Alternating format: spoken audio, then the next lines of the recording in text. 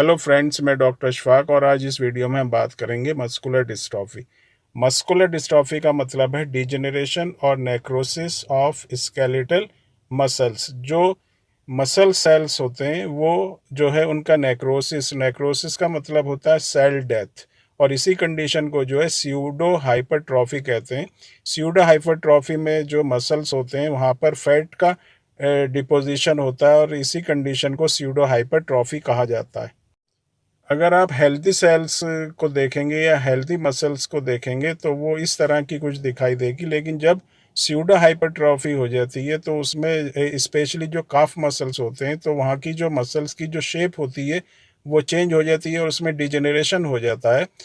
इसमें एक जो चीज़ है, मस्कुलर डिस्ट्रॉफी जो है नर्वस सिस्टम को इफ़ेक्ट नहीं करती। ये एक चीज़ बहुत ही इंपॉर्टेंट है कि मस्कुलर डिस्ट्रॉफी जो होती है वो नर्वस सिस्टम में कोई भी इफेक्ट अपना नहीं करती। मस्कुलर डिस्ट्रॉफी में जेनेटिक म्यूटेशन होता है, यानी कि जीन्स के अंदर कुछ चेंजेस होते हैं जिसको हम जेनेटिक म्यूटेशन कहते हैं।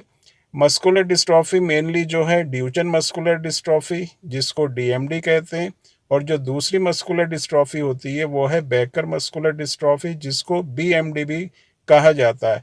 जो डीएमडी होती है ड्यूचन मस्कुलर डिस्ट्रॉफी, उसमें जो है टोटल एब्सेंस ऑफ डिस्ट्रोफिन जो जीन होता है वो पूरी तरह से ख़त्म हो जाता है या डिजेनरेशन हो जाता है। और ये जो है मेल जो बॉयज़ होते हैं उसमें बहुत ज़्यादा कॉमन होती है फीमेल्स या गर्ल्स के मुकाबले में।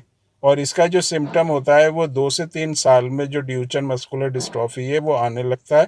जो दूसरी होती है वो होता है बेकर मस्कुलर डिस्ट्रॉफी, जिसमें जो डिलीटेड डिस्ट्रोफिन, इसमें भी जो डिस्ट्रोफिन जीन होता है उसमें डिप्लीशन होने लगता है।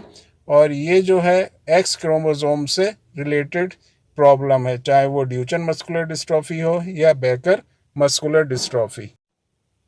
क्योंकि मस्कुलर डिस्ट्रॉफी जो होती है एक्स लिंक्ड रेसेसिव डिसऑर्डर होता है, तो इसमें जो बॉय होता है उसमें एक ही एक्स क्रोमोसोम होता है। बॉयज़ के जो मेल होते हैं एक्स वाई क्रोमोसोम होते हैं, तो उसी पे ये जो डिफेक्टेड जीन आता है। और एक मेल, अगर 3500 मेल में से एक मेल में ये प्रॉब्लम होती है।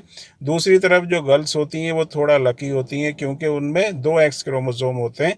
उनके अंदर अगर कोई भी डिफेक्टेड जीन आएगा तो वो एसिम्प्टोमेटिक दिखाई देंगे। और इसी तरह से जो बीएमडी की ज़्यादातर प्रॉब्लम जो है गर्ल्स में भी हो सकती है और ये लेस सीवियर होती है डीएमडी के मुकाबले। हेल्थी मसल्स को जैसे इसमें दिखाया गया है कि ये जो है हेल्थी मसल्स है, इसी में जो है डिलीशन होकर डिस्ट्रोफिन का ये जो है मस्कुलर डिस्ट्रॉफी की प्रॉब्लम होती है। अगर आप उसको डिटेल में देखेंगे, डिटेल्ड स्ट्रक्चर अगर आप देखते हैं मसल्स का, तो इसमें कनेक्टिव टिश्यू, सार्कोलेमा और एक्टिन प्रोटीन, और जो दूसरा बहुत ही इंपॉर्टेंट प्रोटीन होता है जो डिस्ट्रोफिन प्रोटीन होता है, ये सब चीज़ें आपस में मिलके मसल्स को बनाती हैं। और इन्हीं सभी चीज़ का जो है वर्क करना और एक दूसरे से लिंक्ड रहना, जुड़े रहना बहुत ही ज़रूरी है।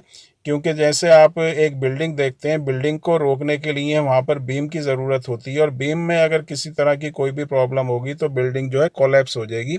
तो इसी तरह से जो डिस्ट्रोफिन प्रोटीन होता है वो हमारी जो मसल्स होती हैं उसका फ्रेमवर्क बना के रखता है और उसको मजबूती देता है। लेकिन अगर इसी डिस्ट्रोफिन प्रोटीन में अगर कोई भी डिफेक्टेड जीन की वजह से डिप्लीशन होगा या उसके अंदर किसी तरह का कोई भी चेंज होगा, तो इससे हमारा जो मसल होता है उसके ऊपर बहुत ही इफेक्ट आएगा। जो मसल्स के जो फाइबर्स होते हैं उनकी जो स्ट्रेंथ होती है, उनका जो फ्रेमवर्क होता है वो पूरी तरह से अपनी जगह पर जो है रहता नहीं और उसमें वीकनेस आने लगती है और वो टूट जाता है। इस तरह से मसल्स जो हैं टूट जाती हैं, मसल्स फाइबर जो है ब्रेक हो जाते हैं और मसल्स जो है वीक होने लगती हैं और बहुत ज़्यादा जो है प्रॉब्लम होने लगती है। और टाइम के साथ साथ ये जो प्रॉब्लम है वो बढ़ती चली जाती है और मसल्स की जो वीकनेस है वो बढ़ने लगती है। और जो जिस पेशेंट को ये प्रॉब्लम होती है उसके अंदर एक जो एंजाइम होता है, क्रेटाइन काइनेस एंजाइम कहते हैं। एक जो एंजाइम होता है जिसको क्रेटाइन काइनेस कहते हैं, मसल्स की जो वीकनेस या डिजेनरेशन से ये जो एंजाइम है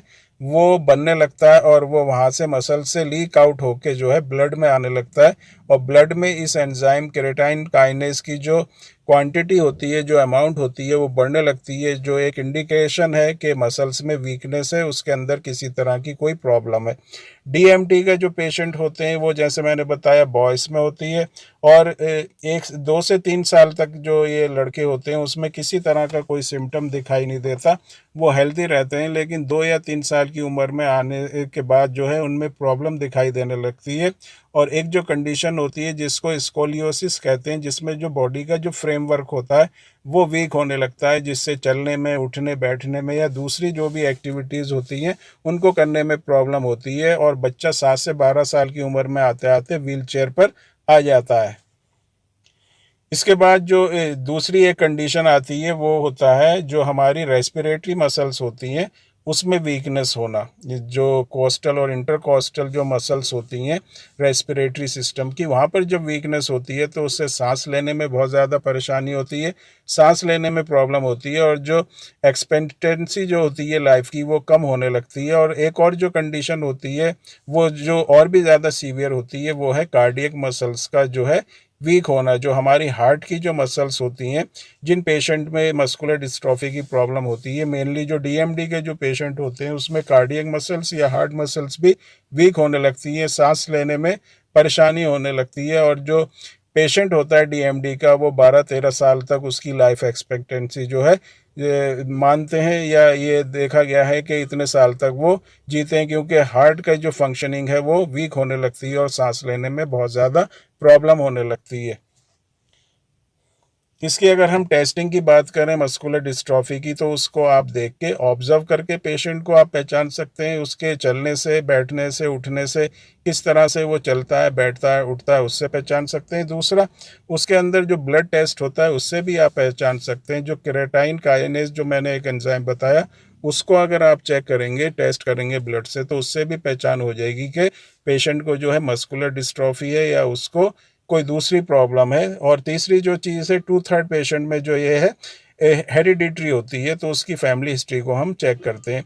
अब मेडिकल जो एडवांसेस है, जो मेडिकल जो भी एडवांसमेंट हुआ है उसके साथ जो कुछ ऐसी ट्रीटमेंट है जिससे मसल्स को हम मजबूत बना सकते हैं। मेनली जो होम्योपैथिक मेडिसिन है वो बहुत ही इफ़ेक्टिव है मस्कुलर डिस्ट्रॉफी में। जिन लोगों को अगर मस्कुलर डिस्ट्रॉफी की प्रॉब्लम है, डीएमडी की प्रॉब्लम है, बैकर मस्कुलर डिस्ट्रॉफी की प्रॉब्लम है, तो बहुत ही अच्छी होम्योपैथिक मेडिसिन जो हैं अवेलेबल हैं। अब टाइम के साथ साथ इस तरह की मेडिसिन अवेलेबल हैं जो मस्कुलर डिस्ट्रॉफी में बहुत ही अच्छे, जिनके इफ़ेक्ट हैं बहुत ही अच्छे, जिनका रोल है और बहुत ही अच्छा उसका जो रिज़ल्ट है। तो अगर आपको या आपके फैमिली में, रिलेशन में किसी को मस्कुलर डिस्ट्रॉफी है, तो आप उसके ट्रीटमेंट के लिए व्हाट्सएप नंबर पर कांटेक्ट करके उसका सॉल्यूशन ले सकते हैं।